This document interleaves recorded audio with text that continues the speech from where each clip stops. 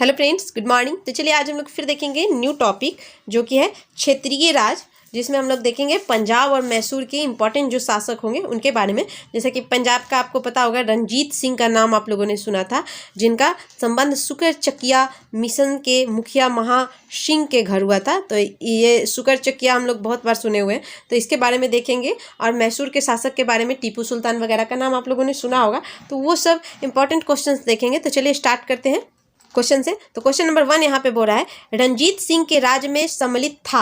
तो रंजीत सिंह के राज में इसमें से कौन सम्मिलित हो जाएगा? तो यहाँ पे आपका हो जाएगा राइट आंसर श्रीनगर। तो श्रीनगर जो था ये रंजीत सिंह के राज में था। तो देख लेते हैं कुछ रंजीत सिंह के बारे में। तो यहाँ देखिए रंजीत सिंह का जन्म 13 नवंबर 1780 को सुकरचकिया मिसल के मुखिया महा सिंह के घर हुआ। तो यहाँ से याद रखिएगा 1780 में इनका जन्म हुआ। महाराजा रंजीत सिंह और अंग्रेजों के बीच 25 अप्रैल 809 को अमृतसर की संधि हुई।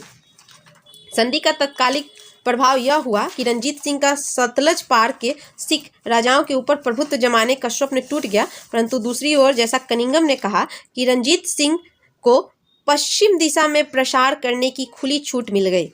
ओके फ्रेंड्स, तो उसने 1818 ईस्वी में मुल्तान, 1819 में कश्मीर, 1834 में पेशावर को जीत लिया।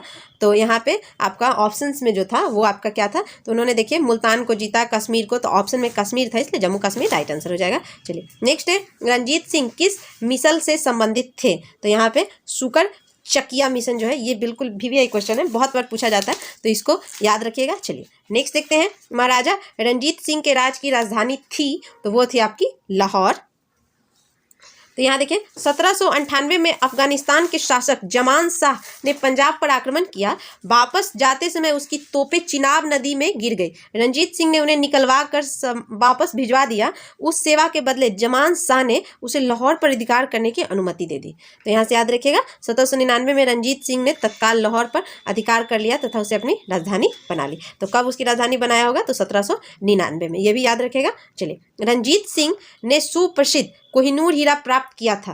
तो ये शाह शुजा से उन्होंने सुप्रसिद्ध कोहिनूर हीरा जो है वो प्राप्त किया था। ये पंजाब अहमद शाह अब्दाली के साम्राज्य का भाग था, परंतु 1773 में उसकी मृत्यु के पश्चात मुल्तान, कश्मीर इत्यादि छोटे छोटे भागों को छोड़कर शेष पर सिख मिसलों का अधिकार हो गया। उधर अफगानों के अतिरिक्त झगड़े के कारण रंजीत सिंह ने अपनी स्थिति दृढ़ करने का अवसर मिल गया और 1800 ईस्वी में अहमद शाह अब्दाली का पौत्र शाह शुजा काबुल की गद्दी पर बैठा।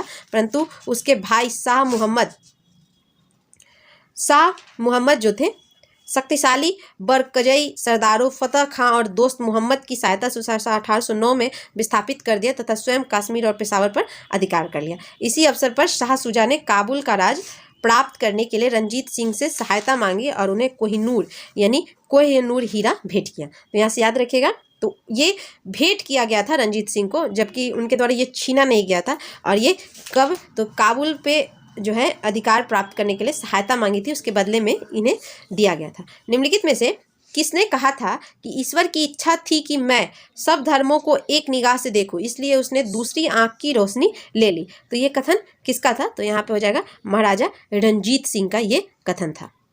महाराजा रंजीत सिंह के उत्तराधिकारी थे, तो वो थे आपके खड़क सिंह। तो 1839 ईस्वी में रंजीत सिंह की मृत्यु के बाद उनका पुत्र खड़क सिंह सिंहासन पर बैठा। सिख राज का अंतिम राजा कौन था? तो वो था आपका दलीप सिंह। ओके फ्रेंड्स, तो यहाँ पे जो राजा दलीप सिंह जो था वो सिख का अंतिम राजा बना। तो यहाँ से याद रखिएगा। और ये 1843 से 49 ईस्वी तक शासन किए थे। पंजाब के पूर्व महाराजा दलीप सिंह के विषय में निम्नलिखित में से कौन सा कथन सत्य है? तो यहाँ पे 23 अक्टूबर 1893 को उनका निधन पेरिस में हुआ, ये उनके बारे में सत्य है। तो यहाँ पे देख लीजिए पंजाब के पूर्व महाराजा दलीप सिंह का निधन 22 या कुछ स्रोतों के अनुसार 23 अक्टूबर 1893 को पेरिस में हो गया। तो यहाँ पे ये आपका बिल्कुल सही है। नेक्स्ट है सिख साम्राज्य का अंतिम शासक था, तो अभी हम लोगों ने देखा दलीप सिंह जो था ये, जिनका मृत्यु पेरिस में हो गया था। पंजाब के विलय के पश्चात पंजाब पर शासन करने के लिए निम्नलिखित में से कौन 3 की परिषद का सदस्य नहीं था? तो यहाँ पे आपका HM इलियट जो दिया है ये नहीं थे। रॉबर्ट मॉन्टगोमरी ये दोनों जो थे इस परिषद के सदस्य नहीं थे। सर हेनरी लॉरेंस और जॉन लॉरेंस ये दोनों थे। प्रथम आंग्ल मैसूर युद्ध में कौन विजयी हुआ? तो ये 1766 से 69 यानी 66 से 69। तो यहाँ पे विजयी कौन हुआ? तो हैदर अली। अंग्रेज और ये हैदर अली के मध्य हुआ था। निजाम मराठे और अंग्रेज हैदर अली के विरुद्ध एक त्रिगुट संधि में सम्मिलित हुए थे।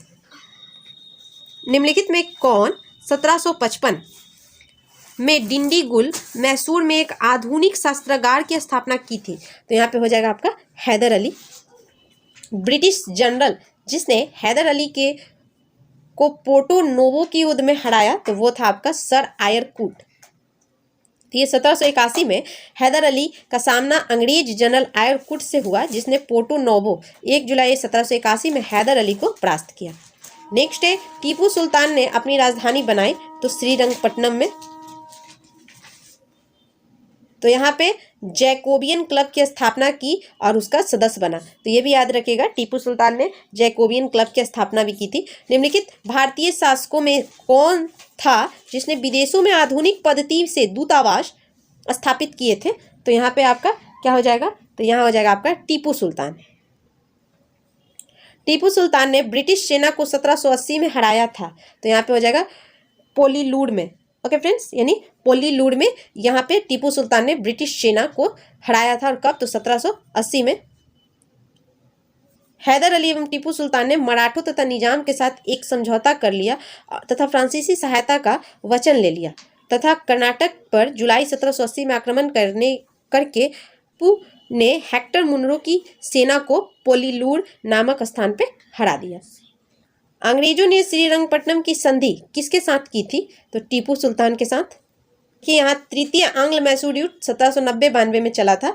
तो यहाँ पे आफशान श्रीरंगपट्टनम की संधि द्वारा हुआ था, यानी इसकी जो है तृतीय आंग्ल मैसूर युद्ध की समाप्ति श्रीरंगपट्टनम की संधि के द्वारा हुई थी। और ये कब हुआ था? तो मार्च 1792 में श्रीरंगपट्टनम की संधि हुई थी। इस संधि में अंग्रेजों की ओर से कर्नवालिस तथा मैसूर से टीपू सुल्तान थे। टीपू सुल्तान अंग्रेजों के साथ युद्ध में कब मारे गए?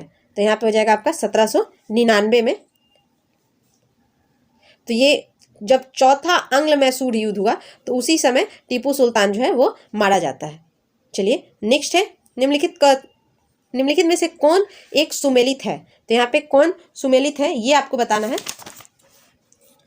तो यहाँ पे देखते हैं, प्रथम आंग्ल मैसूर युद्ध हैदर अली पराजित हुआ। द्वितीय आंग्ल मैसूर युद्ध हैदर अली ने अंग्रेजों को पराजित किया। फिर आपका तृतीय आंग्ल मैसूर युद्ध टीपू सुल्तान युद्ध जीता और अपना भूभाग अंग्रेजों को नहीं दिया। और फिर चतुर्थ है आंग्ल मैसूर युद्ध टीपू सुल्तान पराजित किया गया और युद्ध के मध्य दिवंगत हुआ। तभी हम लोगों ने देखा 1799 में टीपू सुल्तान की चौथी आंग्ल मैसूर युद्ध में मृत्यु हो गई। तो ये आपका सही हो गया, यानी डी यहाँ पे बिल्कुल राइट आंसर है। अब देख लेते हैं सब आंग्ल मैसूर युद्ध के बारे में, चारों के बारे में। तो प्रथम आंग्ल मैसूर युद्ध 67 से 69 तक हुआ और इस दौरान अंग्रेज गवर्नर वेरेलेस्ट था और युद्ध 4 अप्रैल 1769 को मद्रास की संधि से समाप्त हुआ। तो प्रथम मद्रास की संधि से समाप्त हुआ था। चलिए नेक्स्ट है द्वितीय, ये 80 से 84 तक चला और अंग्रेज गवर्नर जनरल वॉरेन हेस्टिंग्स था और ये 1784 में मैंगलोर की संधि हुई थी। याद रखिएगा, द्वितीय में मैंगलोर की और प्रथम में देखिएगा तो यहाँ पे मद्रास।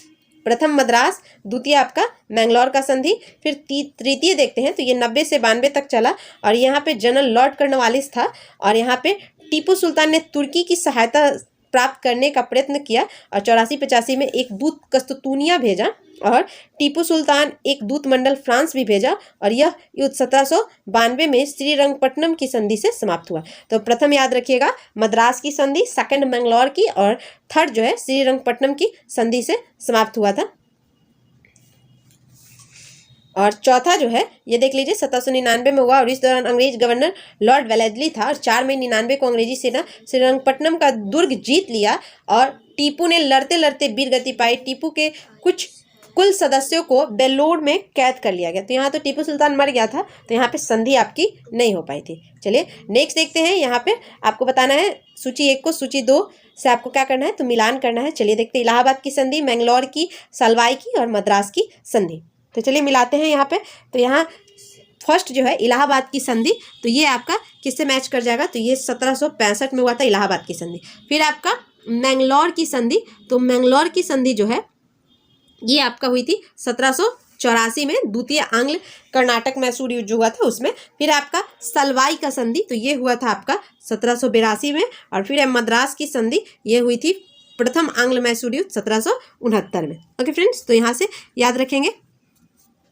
चलिए नेक्स्ट देखते हैं क्वेश्चन। बेगम समरू ने एक अति प्रसिद्ध चर्च का निर्माण करवाया, तो ये है आपका कहाँ पे, तो ये सरधना में। तो यहाँ पे देख लीजिए, ये 1750 से 1836 में एक अति प्रसिद्ध चर्च का निर्माण मेरठ के निकट सरधना में कराया गया था। ये बेगम समरू के द्वारा कराया गया था। निम्नलिखित कथनों में कौन एक सही नहीं है, यानी गलत कथन आपको पहचानना है। तो यहाँ पे गलत कथन जो होगा वो आपका क्या हो जाएगा, तो यहाँ ए, अली मर्दान खान ने बंगाल में राजस्व कृषि पद्धति प्रारंभ की, ये आपका क्या है, तो ये आपका गलत है। देखिए, महाराजा रंजीत सिंह ने लाहौर में तोपों का निर्माण के लिए आधुनिक ढलाई खाने स्थापित किए, तो ये आपका सही है। और फिर यहाँ है अमीर सवाई जय सिंह ने यूक्लिड की रेखा गणित के तत्वों का संस्कृत में अनुवाद कराई, ये भी सही है।